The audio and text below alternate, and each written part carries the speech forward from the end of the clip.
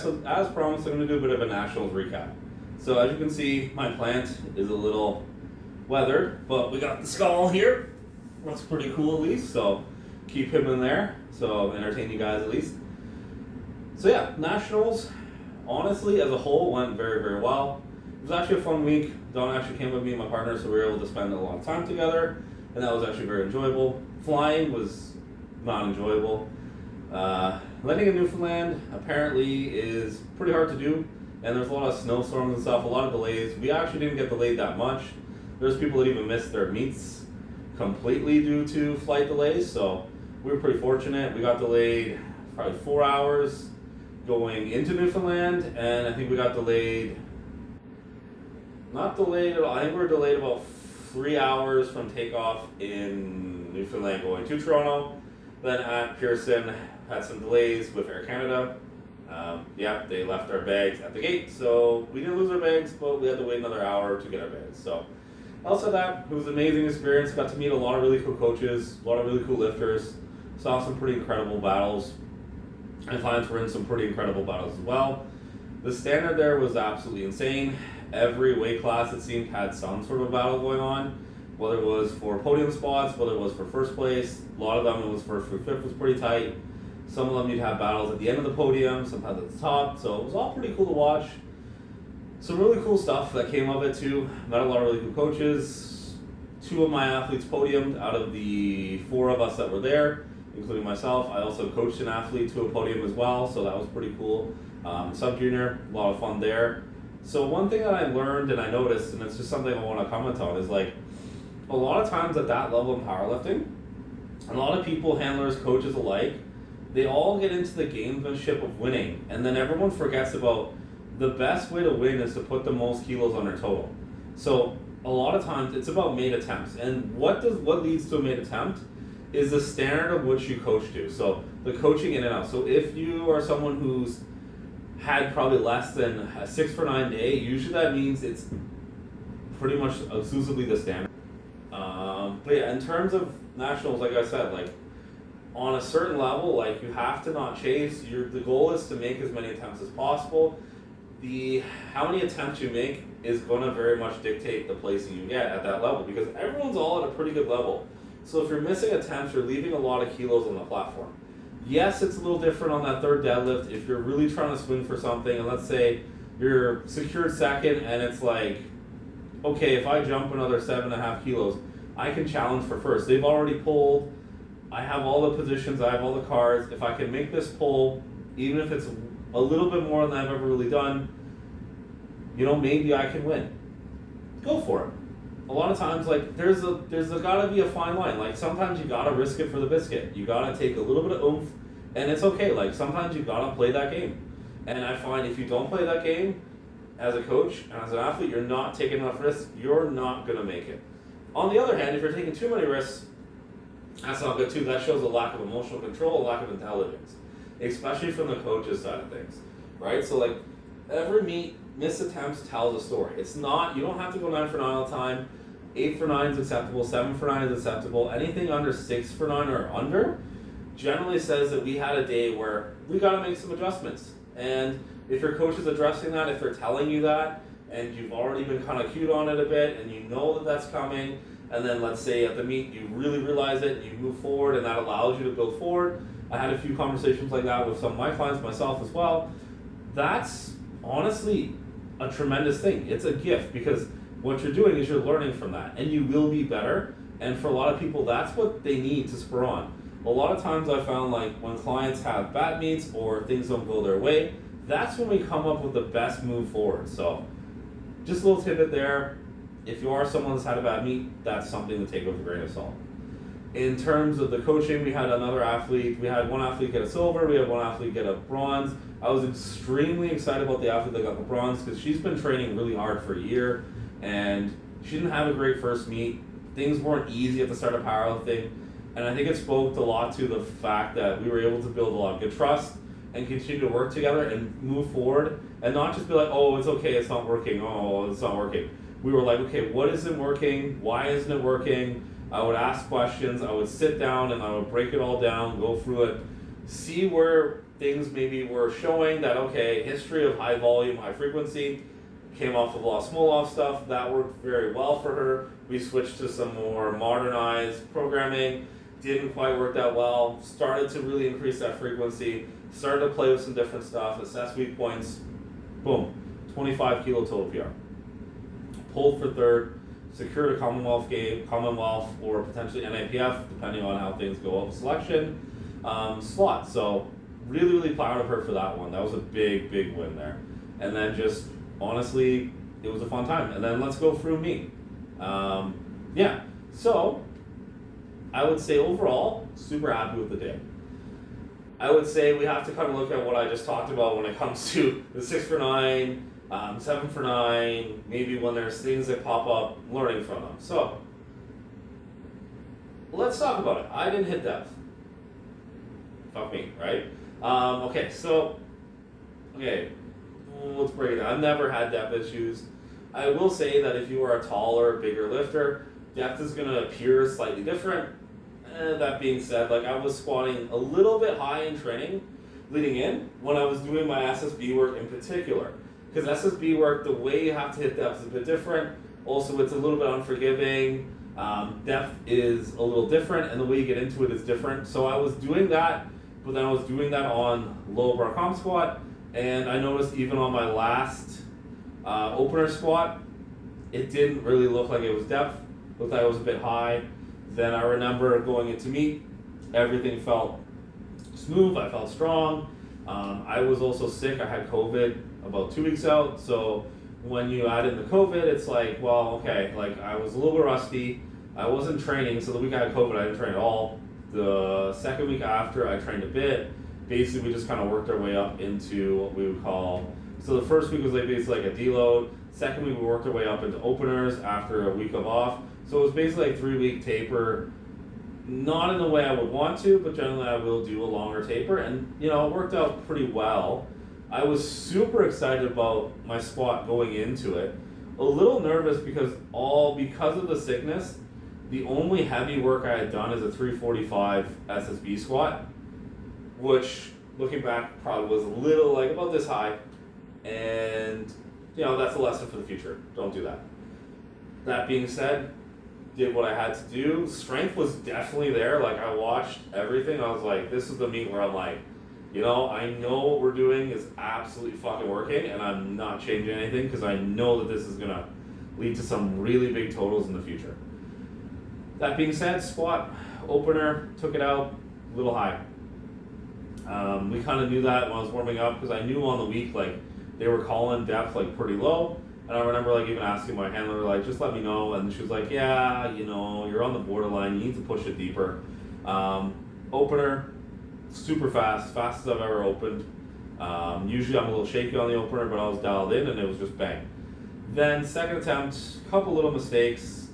Honestly, just a little too revved up. Not as calm as I should be. Not as flowing with everything. And that's absolutely on me. So I jumped the start command. Very rookie mistake. So I got 3 reds, couldn't jury it. There was a little bit of an issue there, and you know, it's nothing on anyone. It's a volunteer sport, and honestly, I'm not even upset about it. But basically what would happen is I don't hear very well, so when they were saying start, the hand would be dropping, and then start command would be started. Generally speaking, you want to do it both at the same time. So I was moving with the hand, but then the voice was staying start after the fact. So judges ruled that that was a no lift.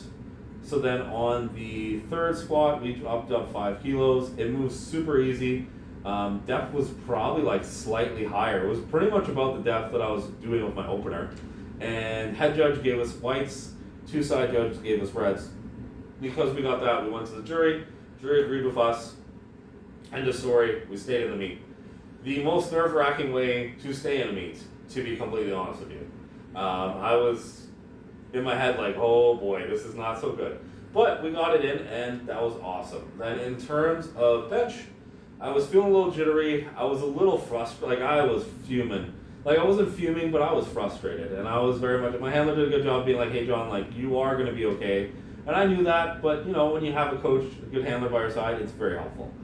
And I was like, okay, like let's reset. Let's hit all these benches. A couple competitors were making a little bit of a kerfluffle. I saw a couple like of this when I was walking off to each other when they're looking at each other, because I was ranked as 4th going in, so pretty high nomination. And there's definitely a few people that wanted to move up past me, so there was definitely a bit of a blow. But seeing that got me a little bit fired up as well. So within that, we kind of moved forward.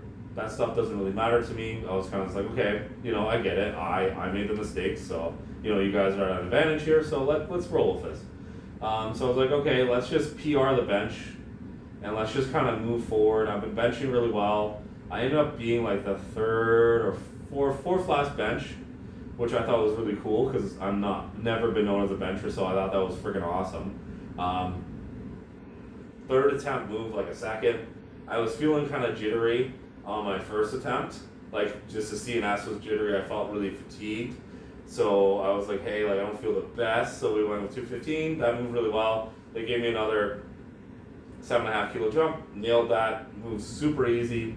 I probably could have loaded 501 on the day, but hard to say how that goes, right? Hindsight. So rolled on the deadlifts. Feeling jittery still. Started to feel a lot better by the opener. Opener moved super fast. I always opened super light. Launched it. Second attempt moved faster than my opener, so I was like, we're on to something. Handler made a really good call. Loaded 332.5, which tied me on body weight with the person in 5th place, which was really cool. So they ended up failing their 3rd attempt, so we were able to pull in and roll. I could have probably gone a little heavier if I needed to. Took it to 332.5, which was 12.5 kilo PR on deadlift. Took the 5th place. Even retrospectively, it would have been very hard to challenge in the 4th place. The guy that placed 4th had a great day, and even if I had made my planned 3rd squats, it would have been a little bit iffy. Probably would have been off by about 5 kilos. So very happy with the placing. Placing was where we really wanted to be, about there. So I was really happy with that. Total, I'm really happy with the fact that I totaled a PR and I only hit a 310 squat. So my meet PR is 325 kilo on the squat. That's pretty easy, and I feel like that would have been pretty easy on the day. So hitting that would have given me a 380 kilo total, and then I feel like 340, 345 would have been there. So then it's just a matter of having that on the day, right? And then I think maybe I could have squeezed out a little more on the deadlift as well, so we could have been looking at potentially a 907 kilo total if I nailed everything perfectly. Maybe even a 910 if I squeezed out every little inch of everything. And it didn't happen on the day. But the good things here is I've realized I need to squat deeper. I've realized I need to do a little bit less SSB work leading into the meet. So another week or two less, week or two more of the comp low bar squat is going to be beneficial. It's going to allow me to feel a little more confident, allow things to feel a little more natural and fluid when going into that with the heavier weights, so everything feels solid, and I also get that carryover from the SSB of that stronger upper back, stronger body power. So yeah, that's kind of it for nationals. I think very solid day. Really liked competing, really liked being there. That environment was awesome. I know what I need to do to be better for next time. I know what I need to do to continue to build on. I also see that what I'm doing is working really well. Couple little details with the mental approach to the big meets. I like that I didn't let anyone get in my head. I just stayed focused on my shit. Had a really rough squat go. Never really felt out of control. Got myself recentered. Slammed some big squats and big benches and deadlifts, and had a lot of fun. And honestly, those ones being up is a really big thing for me, because usually it was just a squat that really shone and the other two would just kind of be in. So to have this means I'm becoming a complete lifter, and I'm very excited to see what happens going into 2027, going to provincials this summer as things start to really dial up. So really excited for that, super excited for the off season. The confidence is definitely building. I'm really excited to place 5th there, place 4th at provs, both of them having some little issues. Now if we dial that up, confidence was there, speed was there, the approach of being on from the opener was absolutely perfect, and that was something I wanted to correct from props. Now I just got to make sure I'm hitting depth on everything I do in training, so that way it carries over to meet day and will be absolutely awesome. Outside that, my athletes did awesome. I was super proud of the team as a whole. Athletes even that weren't competing were cheering each other on. There was also a lot of progress made by the athletes that are getting ready for meets coming up in about 2 to 3 weeks. We'll probably do something about that. I might even do a in the day of meet day coaching, just to kind of highlight what that looks like. But honestly, it was a tremendous experience. I learned a lot, had a lot of fun, got to be in an environment of some of the best, and it was a lot of fun. I also even got invited to do a podcast with Calgary Barbell. That's going to be out in a few weeks, I guess. I don't know what Taylor's going to put out, but keep an eye out for that as well, and you'll see a lot of cool insight into my own training. We'll do a little bit more of that in the future. I really like the way I've been approaching the deadlift, and I think there's a lot of value in that, whereas like a lot of people discount different variations because it's west side or it's conjugate, and everyone thinks conjugate is west side. It's not. Can we stop saying that? Conjugate is the conjugate training system. Read a book, please, people. And west side is an adaptation of that. Basically, unless you're at west side, you're not doing west side. So let's get that through our heads. Let's focus on the fact that conjugate is pretty much every single powerlifting program, unless you're doing squat, bench, deadlift only, ever, singles, all the time, Bulgarian method. That's about it. Everything else does generally follow a conjugate method, or you're just doing literally hypertrophy, and all it is hypertrophy blocks, etc., etc. If you're not following that, you are doing some version of a conjugate. If you are doing accessories, you're doing conditioning, and you're doing some sort of strength power work, and which would be like sets of 5 or 70 to 80%, and doing some heavy work in that 80% plus range. You are doing a conjugate program, you just don't know it. That being said, I found the trap bar deadlift. I had a few people think it was kind of funky that I was doing it. Some people really loved it. And to be honest, I thought it was going to be great, and it worked out extremely well. And there's a lot of people that just wouldn't do it because it looks out of the norm.